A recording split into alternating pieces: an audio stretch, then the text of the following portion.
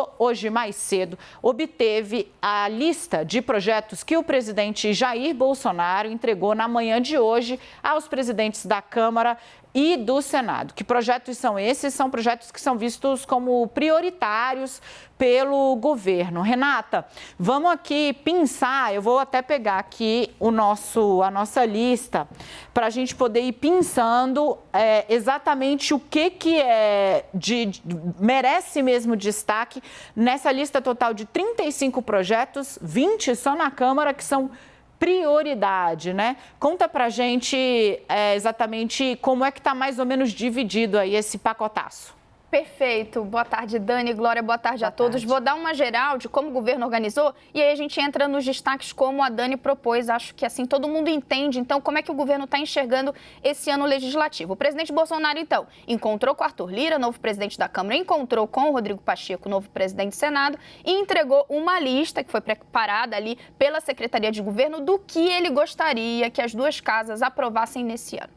E aí ficou dividido assim, 20 na Câmara, 15 no Senado, mas tem uma lista logo de cara que o governo coloca ali como projetos de curto prazo. O que é isso? São projetos que já estão em tramitação e se uma das casas for lá e aprovar, eles já vão para sanção presidencial. Então, o governo já colocou logo no topo ali esses projetos porque ele entende que se Câmara e Senado despacharem isso, vai ser ali uma sinalização de que a pauta está andando, porque é como se faltasse muito pouco, então o governo já joga a luz sobre esses projetos. O que está aí, por exemplo, autonomia do Banco Central, também a lei do gás, tem alguns projetos que o governo já colocou ali. Além disso, o governo então foi dividindo em alguns grandes temas. Por exemplo, retomada de investimentos, pauta fiscal e pauta de costumes. Tem uma sessão só para isso, na Câmara e no Senado, do que na pauta de costumes Jair Bolsonaro gostaria que fosse encaminhado, tramitado e, claro, aprovado. Dani e Glória. As reformas entraram aí, o que ele colocou, incluiu nessa pauta de costumes, Renata?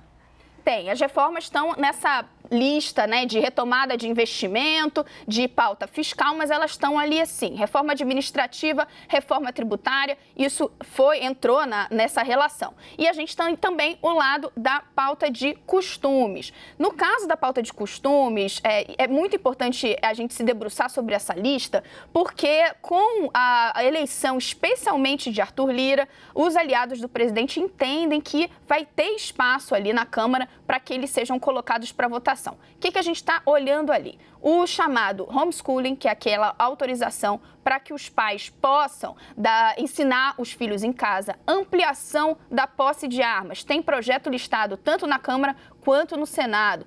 Tem ainda, importante, aquele chamado excludente de licitude, que é um projeto apoiado pelo presidente Jair Bolsonaro, que alivia a punição para militares quando eles estão em operações de garantia da lei e da ordem. São aquelas operações que o governo coloca para reforçar a segurança, por exemplo, nos estados. Aquela lista, todo mundo vai levar um pouco na cabeça. PEC emergencial, PEC dos fundos, isso está ali também para tramitação no Senado. PEC emergencial, Pacto Federativo, PEC dos fundos, são projetos muito importantes para a equipe econômica e que o ministro da Economia, Paulo Guedes, está ali desde o primeiro ano do governo Jair Bolsonaro tentando fazer andar. O governo, então, colocou novamente nessa lista de prioridades. A questão aqui, mesmo com essa divisão, é a gente entender um bolo de 35 projetos parece muita prioridade ao mesmo tempo, né, Glória e Dani? Pois é, minha mãe já costumava dizer, né, quem tem duas prioridades já não tem nenhuma, né, quem tem 35. Agora, Renata, eu queria tentar detidamente aqui, se a gente puder, mas aí tem que ser bem rapidinho para a gente poder girar também, falar um pouquinho a respeito falando de reformas, expectativa para a reforma tributária. Está na Câmara essa pedida, digamos assim, essa demanda, só que o relator do projeto de reforma tributária que estava mais adiantado ali é Baleia Rossi. A expectativa é que Arthur Lira não utilize esse texto. Ou não? Você acha que ele vai deixar a política de lado e vai utilizar o texto do adversário político? Vamos lá, bate pronto. O governo listou a PEC de Baleia Rossi, a PEC 45.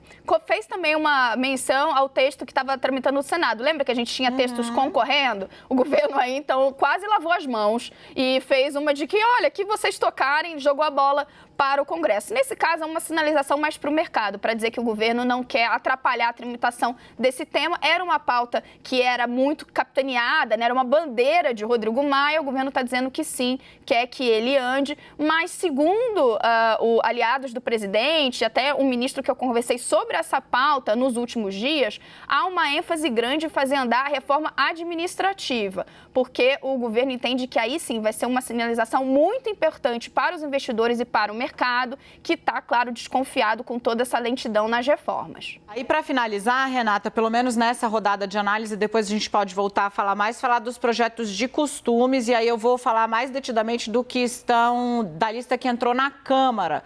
São 6, então, além da fixação em facilitar o registro, a posse e o porte, também a venda de armas de fogo, tem ali projetos que são muito caros, por exemplo, a deputada Bia Kicis, né, que nessa administração de Arthur Lira, daqui a pouco a gente vai falar mais sobre isso, ganhou uma posição importantíssima, foi indicada para uma posição importantíssima, que é ser presidente da Comissão de Constituição e Justiça, que é basicamente o maior filtro de legalidade do Congresso Nacional. Essa comissão diz se um projeto é constitucional, está em consonância com o que diz a lei ou não. E aqui tem homeschooling, pauta super cara a essa ala a qual a deputada faz parte. Inclui pedofilia como crime hediondo, aumento de pena para abuso sexual e, de novo, aí a coisa do registro, posse e comercialização de armas de fogo. Dá para dizer que ganha um aliado de peso agora na CCJ esses temas, né?